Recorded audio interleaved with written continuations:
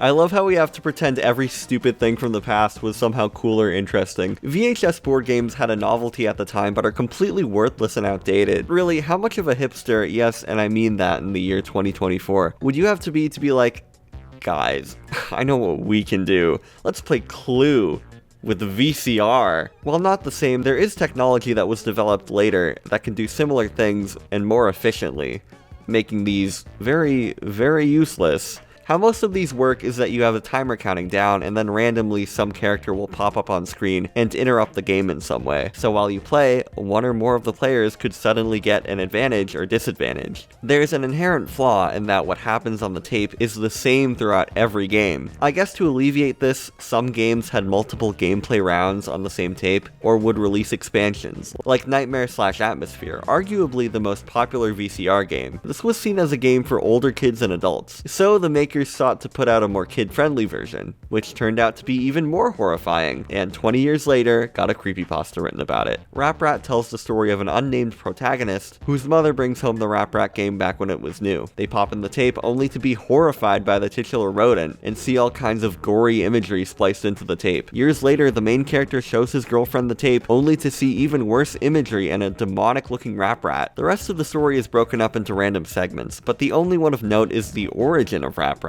Apparently, the rat puppet was made in a sweatshop in Haiti, and one of the children who was forced to make this thing passed away during an accident.